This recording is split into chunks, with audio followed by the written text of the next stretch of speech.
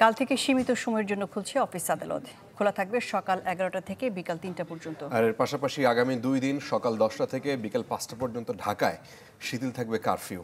আর রাতেই পরীক্ষামূলকভাবে broadband internet চালু করা হবে বলে জানিয়েছে আইসিটি প্রতিমন্ত্রী। কোটা সংস্কার আন্দোলন ঘিরে কয়েকদিনের সহিংসতায় স্থবির হয়ে পড়ে জনজীবন। বাধ্য হয়ে কারফিউ জারি করে সরকার। সেনাবাহিনী সহ আইনশৃঙ্খলা বাহিনীর তৎপরতায় পরিস্থিতি এখন অনেকটাই স্বাভাবিক।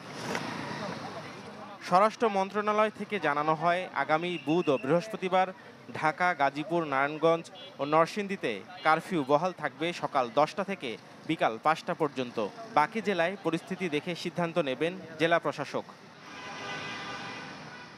একই সাথে কারফিউ কিছুটা শিথিল হওয়ায় দেশজুড়ে সাধারণ ছুটি বাতিল করেছে জনপ্রশাসন মন্ত্রণালয়।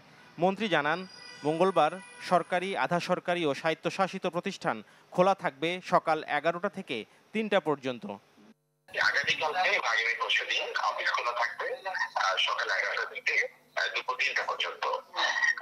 সেখানে সরকারি, বেসরকারি, আধা সরকারি, স্বায়ত্তশাসিত ও আধা স্বায়ত্তশাসিত প্রতিষ্ঠান খোলা থাকবে এবং সেক্ষেত্রে সকাল 11টা থেকে 3টা পর্যন্ত। বাংলাদেশ ব্যাংক সহ ব্যাংকিং প্রতিষ্ঠান এবং মামলা আদালত তাদের সিদ্ধান্ত। এদিকে ইন্টারনেট সেবা দ্রুত চালু করতে চেষ্টা চালিয়ে যাচ্ছে আইসিটি মন্ত্রণালয়।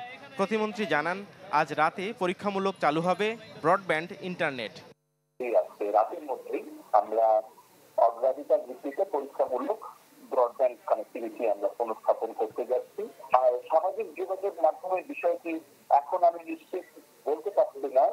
আমার মনে হয় এই পর্যায়ে আমরা ইন্টারনেটটাকে আগে রিস্টোর করি, তারপরে ধাপে আগামীকালকে বলি পরবর্তী অবস্থানটা। নিরাপত্তার স্বার্থে বন্ধ থাকবে ফেসবুক, ইউটিউব সহ কিছু সামাজিক যোগাযোগ মাধ্যম। নাফিউল ইসলাম, লিংকন, চ্যানেল 24, ঢাকা।